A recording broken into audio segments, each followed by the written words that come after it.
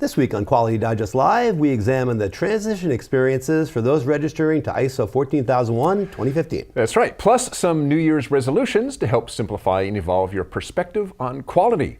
That and more when we come back.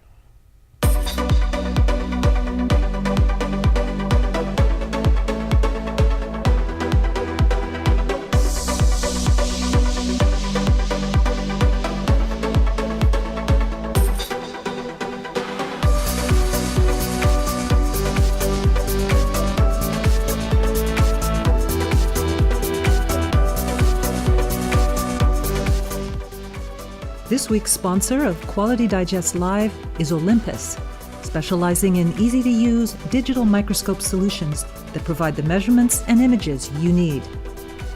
Welcome back to Quality Digest Live for January 20th, 2017, Inauguration Day. There you go. As you mentioned, Dirk, QDL is your weekly look at who and what is making the news in the world of quality.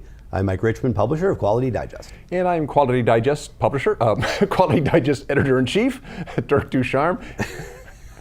How did those get in there? I keep giving myself a job, well, not a raise for sure. You know, Dirk, when you want to get into politics, you're going to have to learn to use a teleprompter. Yes, I know. You know, you have to learn to work around your scriptwriter's mistakes that may happen. So. All right. Well, hey, did you read about Amazon's latest patent? No. It's a flying warehouse. Wow. A flying warehouse. That's right. The e-tailing giant has been granted a patent for a dirigible or airship that might float 45,000 feet over our head, dispatching drones to, I don't know, deliver the latest James Patterson hardcover to your door in 15 minutes instead of waiting a day to get it. Wow. Well, actually, no, that won't happen because we don't actually read books anymore, but you get the idea. Anyway, it's just a patent. Companies patent stuff all the time for ideas that never come to fruition, but this one is actually a pretty interesting one. No doubt. Okay, according to the patent filing, and you can look this up yourself, this is a quote from the patent, the AFC, or Airborne Fulfillment Center, may be an airship that remains at a high altitude, for example, 45,000 feet, and UAVs, or unmanned aerial vehicles, with ordered items that may be deployed from the AFC to deliver those ordered items to user-designated delivery locations, your address. As the UAVs descend, they can navigate horizontally toward a user-specified delivery location using little to no power other than to stabilize the UAV and or guide the direction of the descent. And shuttles, or smaller airships, may be used to replenish the AFC with inventory, UAVs, supplies, fuels, etc. So, in a nutshell, big floating airship, 45,000 feet, loaded with goods and drones.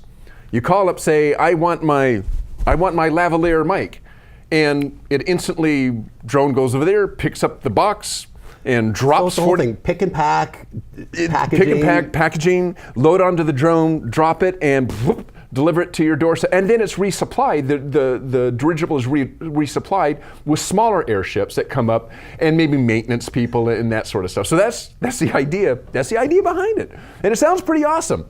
But as we know, Amazon has not been having a whole lot of luck with the Federal Aviation Administration in loosening the rules governing drones, and Amazon has been pushing pretty hard, and the rules are currently pretty darn restrictive, although the FAA did relax rules a bit back in August.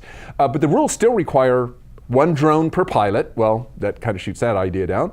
Under 400 feet, well, 45,000 feet is slightly over that. And line of sight. Basically, for the most part, they want the pilot to be able to see the drone. Like, all of this, which means the flying warehouse is just an idea on paper now. But it's coming. It's coming. I guarantee you will see UAVs in some fashion delivering products. You're going to see it. Wow. I think it's pretty cool. How about like pizzas and burgers and That'd stuff? be awesome.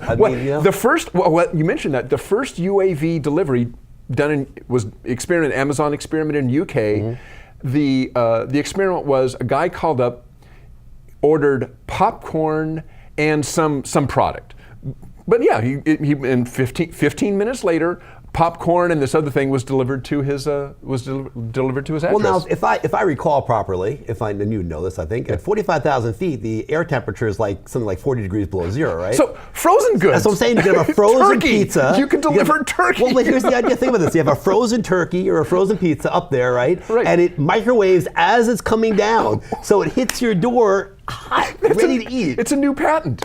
We got a patent. I'm sure they didn't put that one in there. You know, I think we should stop the show right now and call our patent office and get on this one. Microwave your pizza on the fly. Wow, I love it. That's amazing. All right. right. Well, thanks, Jared. Great stuff. You always are into those interesting I'm looking for those. I'm looking technical for them. inventions. All right. Well, we read an article on Tuesday titled Combination Products Review Program, Progress and Potential, which was written, as you can see right there, by Robert Califf and Nina Hunter, both of whom work for the Food and Drug Administration. And the article provides an update on the Intercenter Consult Process Study Report, which the FDA developed last year to modernize the Combination Products Review Program. Now, this program allows the FDA to review as quickly and efficiently as possible so-called combination products. Those are increasingly making up innovative new medical product releases. Combination products, as you probably could well imagine, are those that cannot really easily be categorized by the FDA's medical product centers. For example, many pharmaceuticals can also be classified as medical devices and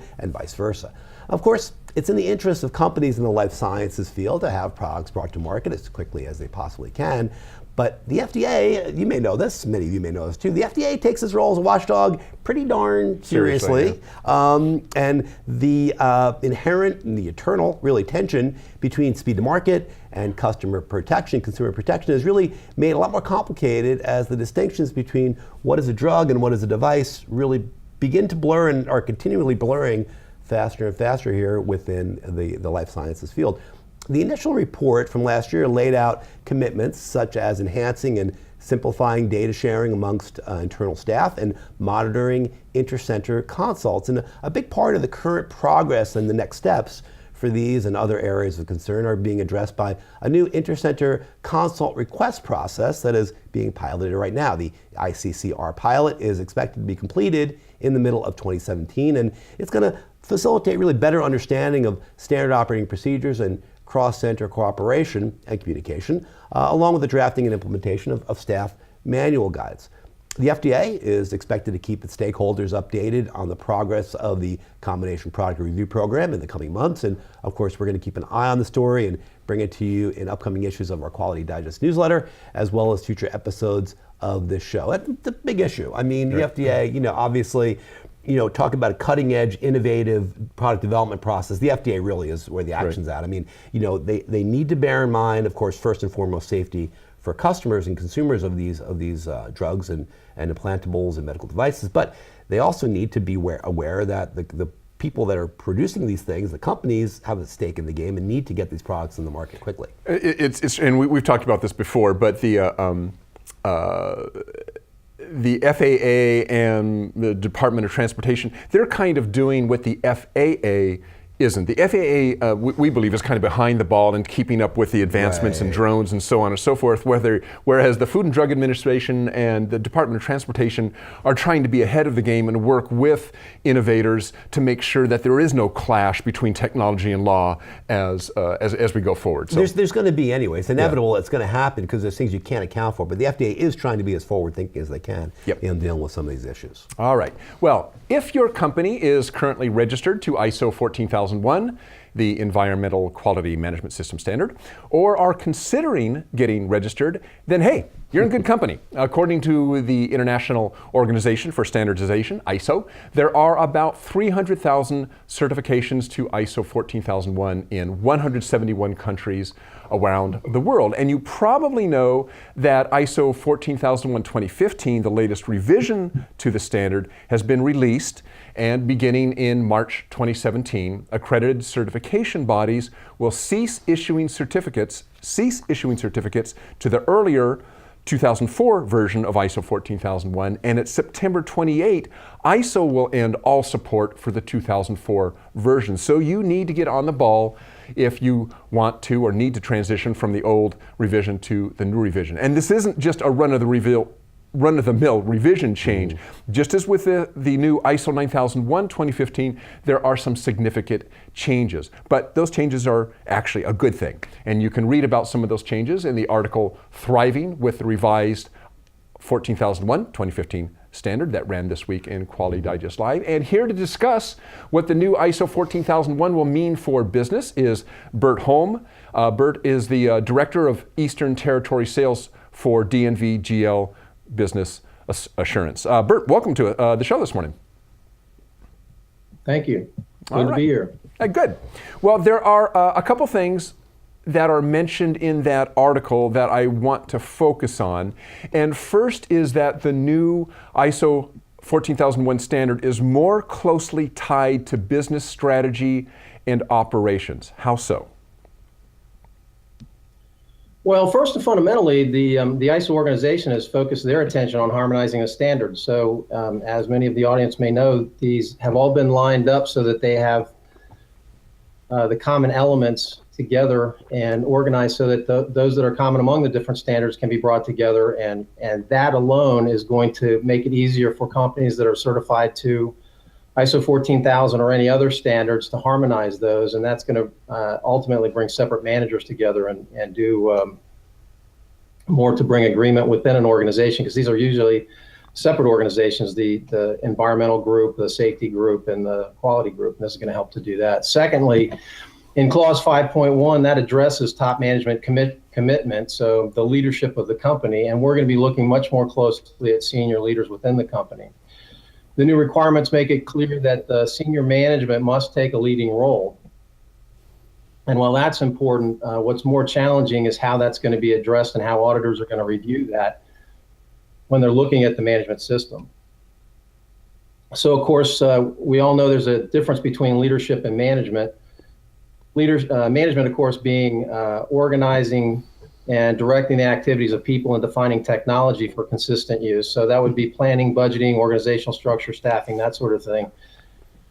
And leadership being that part of business where they're creating the vision and strategy for the company, communicating and setting that direction, and then motivating the people and aligning the different organizations to achieve those goals. And so there's going to be a lot more scrutiny by auditors of those features and their interaction going forward. So Burt, the article that we ran earlier this week also says that the new standard, the new version of the standard, is going to be more closely linked to environmental outcomes and performance. Can you explain what that means? Sure. So the standard describes the intended outcome of an environmental management system. And it's got to be consistent with the organization's environmental policies. And so it has to include certain basic things: enhancement of the environmental system, fulfillment of compliance obligations, and then achievement of the environmental objectives. So you have the environmental objectives as defined by the company according to its needs and according to how it works. And obviously that they are meeting the compliance obligations, and those are statutory. So your legal, federal, local, local regulations, all of that sort of stuff. But the enhancement part of this is where you're taking a little bit broader view of what your environmental program is going to do for you. So you're looking more not just at what your outputs are and how they may affect the environment, but you can also look more closely at your inputs, how to improve those. By what a lot of companies now are doing is they're focusing on suppliers as a means of reducing their environmental footprint in many ways. So the amount of packaging that's done, packaging that's reusable, things like that. So there's a much broader view that you can take in your environmental system in this way. And does this mean, or what will one of the ramifications of all this mean that it's going to be more closely tied into a company's compliance efforts to environmental regulations? I mean, do these kind of go hand in hand? Oh, absolutely. Sure. So your environmental regulations, I mean, that's the obvious thing that you want to comply with, is whatever the legal requirements are for you as an organization. But there's so much more environmentally that we can do, whether it's a service company or a manufacturer, in order to take advantage of what compliance is really looking for. And it's, this is one of these big discussions that's going on right now. So we want to be compliant with related laws, and we use a lot of subject matter experts to accommodate that. But then there are also voluntary commitments that businesses make, and these are going to come into play. So if a business says it's focused on sustainability, there's a lot of things that sustainability means, and that tends to be a very all-encompassing term. The ISO 14000 standard itself is probably the most recognized environmental standard, and it provides a lot of the currency that it has in the marketplace is probably higher than anything else. There are hundreds of environmental labels and compliance things that people can have. But with the ISO 14000 standard, you're looking at how do you use that on a business-wide basis versus just compliance with the standard and the guidelines as they're applied. Okay, and just quickly, what kind of impact do you foresee that the new standard might have on a company's customers? Well, I think customers are going to benefit by this too. I mean, obviously, if you're focused on avoiding environmental impact, in this case, you're looking at also avoiding taking some of these costs on initially. So you want to find, for instance, if you're looking just at the packaging of the supplied product that you have, by reducing that, you're saving energy, you're saving materials, you're reducing material that goes to landfill and those types of things. All of those benefit the customers that I'm working with, and of course they generally translate into lower costs or to an avoidance of increased costs. So there's a really significant gain from this. The enhancement part of this focuses companies on the product life cycle, and that's where you're looking at not just what comes out of or what is a result of what you do, but what goes into it and how you can control all of those things from an environmental perspective. Okay. Well, Burt Home from DNV GL, thanks for joining us this morning. Burt is going to be with us next Tuesday, right? Mm-hmm. For a webinar, ISO 14001 2015 Transition Experience. That's this coming Tuesday, January 24th at 1 p.m. Eastern, 10 a.m. Pacific. That's a different time from usual, so pay attention to that. 1 p.m. Eastern, 10 a.m. Pacific, about an hour earlier than we normally do our webinars. So if you're interested in going to that, be sure to look out for that email. We've been sending them around.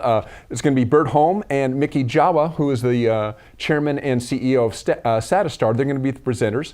So click on the article or keep an eye on your email inbox for information about that webinar, and be sure to sign up for it. Burt, thanks for joining us this morning.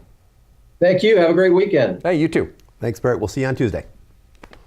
Should be a good article. Should be a good webinar. Yep. For all those all you out there that are interested in ISO 14001, as you can tell from there, Burt's got a really wealth of experience in this, and we'll give you a good perspective on it. So make sure you register for that one quickly. All right.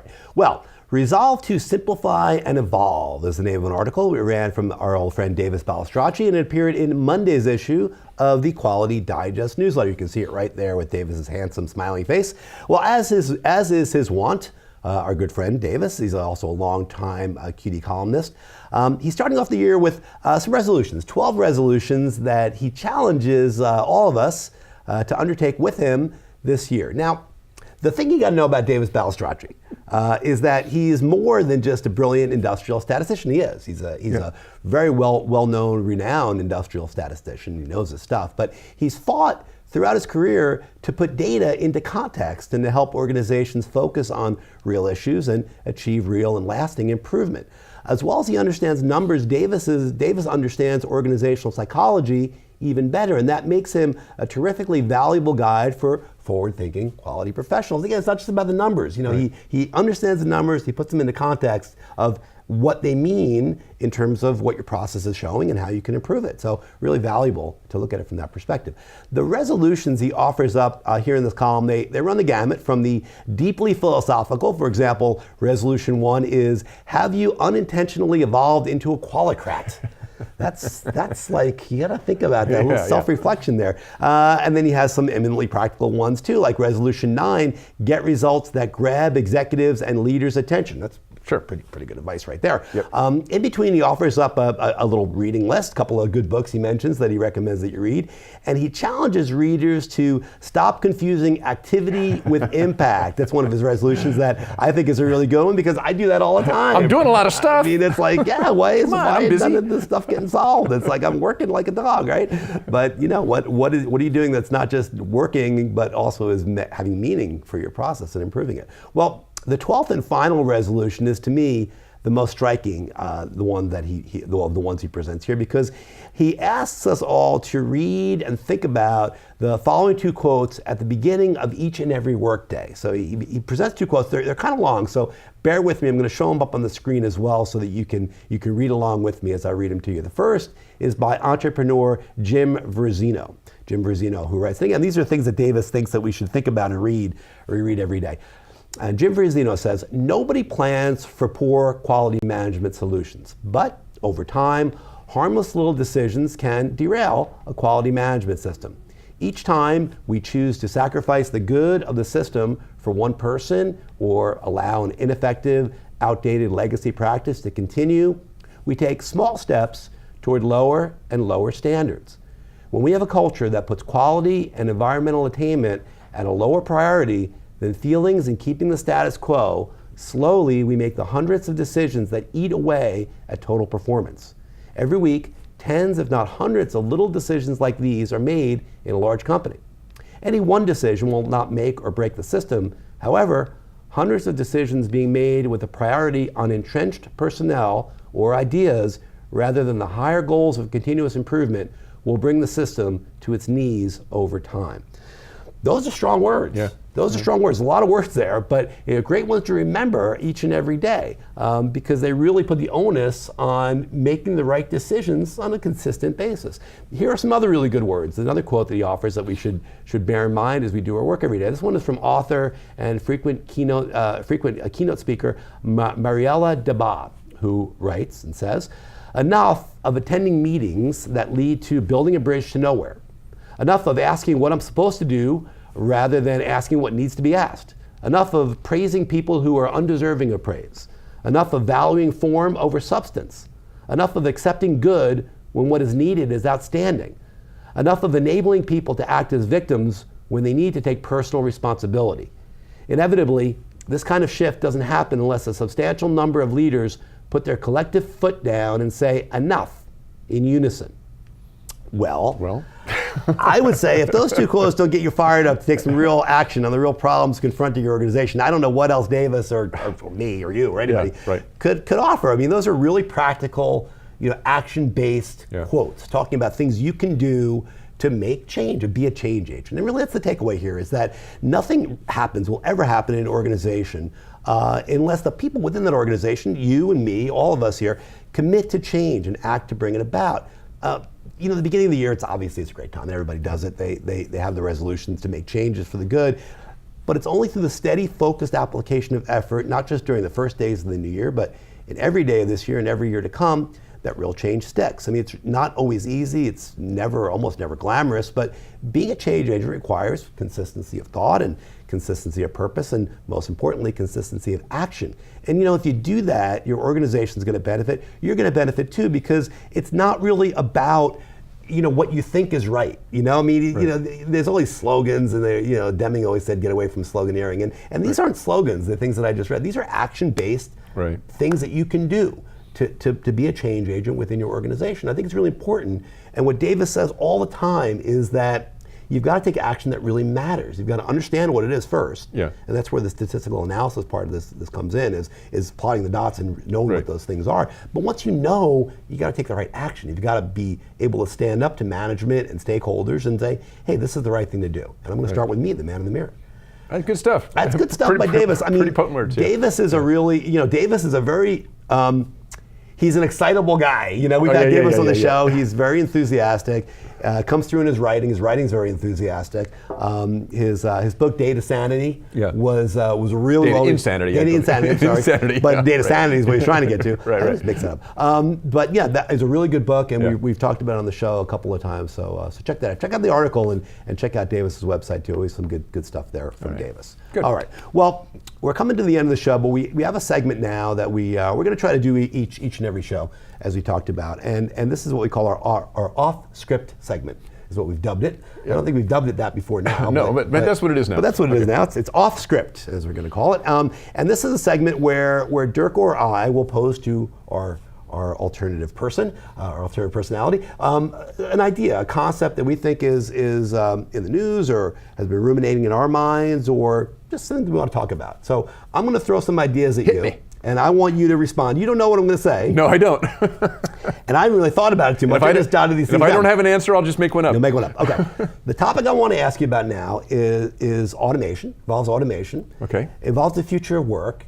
Okay. And it involves this social contract that's been in play now for centuries, really. Since the end of the Middle Ages and the beginning of the Renaissance and the Industrial Revolution. This idea that, individuals, people acquire things of value, food, shelter, clothing, through work, through doing work. Now, we've seen in some European countries, Norway, for example, is experimenting now with basic guaranteed income. Right. Because, I think that they're seeing around the curve here, and they're saying, well, increasingly, work as we know it is not going to be done by human hands. It may not even be directed by human brains. It may be so automated that people don't need to work. And so what does the social contract look like now if we don't work every day? What do we do to acquire value, to compete within a global environment? An example of this is Japan. Japan has all these elderly people that the government is essentially taking care of, providing for them, but yet they don't have enough tax revenue to support it, really. Right. What does the future look like in your mind when automation continues to go where it's going? Well, Europe isn't the only place that's looking at this. The United States, particularly down in Silicon, it's funny you mentioned this because this actually is something I've been reading up on, fortunately, so I don't have to completely make up an answer.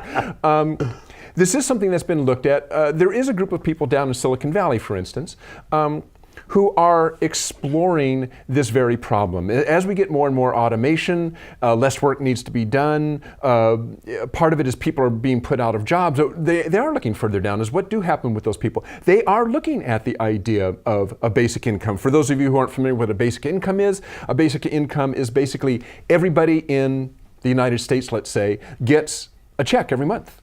For whether they're working or not. They just get a check for some amount, whatever it is. Now, what I found interesting about that sounds like crazy, right? Yeah. Guess who surprisingly is for it, or some for it? Who would you think would be the last one to have another social umbrella? Yeah, some huge capitalist think tank or something. How about the GOP? Oh, well, there you go, yeah. The GOP's, there are members of the Republican Party who are for it. Now, there's a caveat.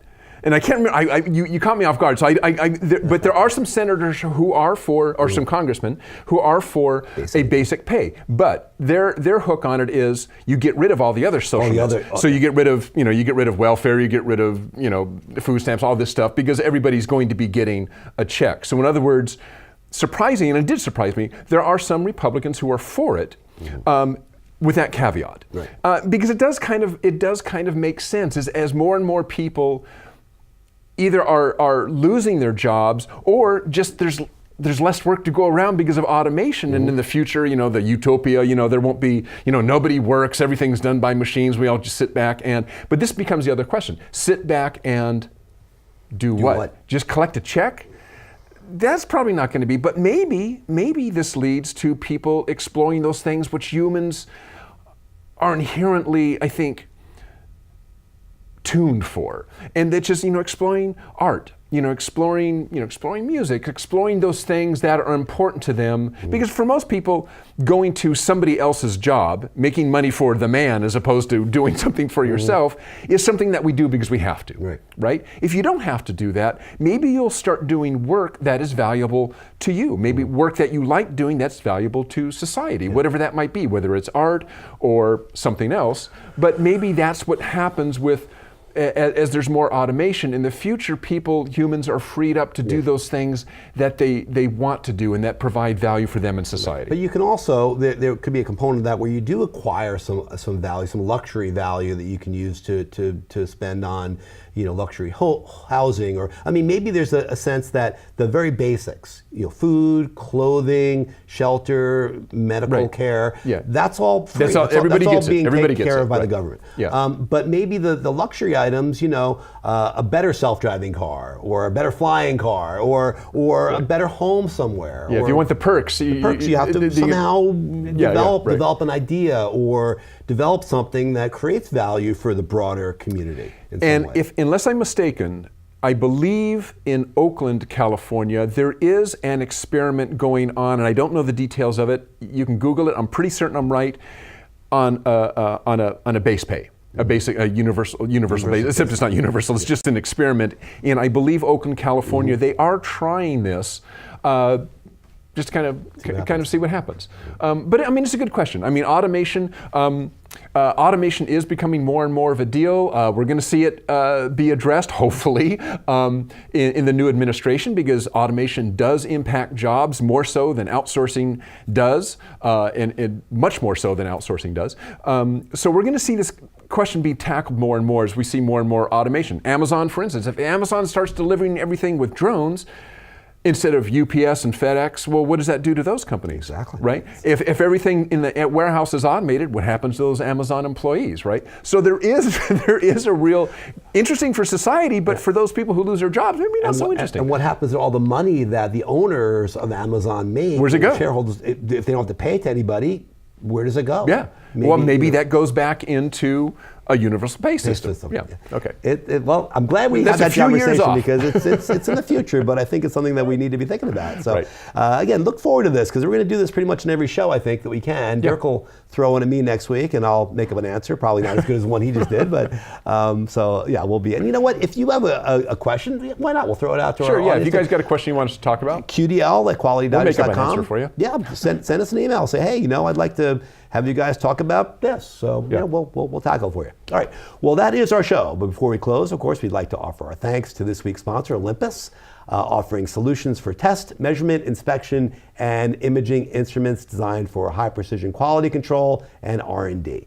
Olympus engineered solutions enhance quality and productivity in industrial markets around the world. For more information, click on the banner just below or just to the right over there of this video player screen. That's right, and that is the end of today's show. But remember, next week, if you are into ISO 14001, we have the DNV webinar, ISO 14001 2015 Transition Experience, this coming Tuesday, January 24th at 1 p.m. Eastern and 10 a.m. Pacific. Burt Home and Mickey Jawa, Burt Home, we spoke to earlier, will be the presenters. And to register, just click on the article below the payer page, the ISO 14000 article. There's a link in there that will take you out to the registration page, or keep your eye on your email, because we do send you emails. That's right. So that is it for today, whether you like it or not. That is it for today, and we will see you next week. Have a good weekend. We'll see you then. Bye.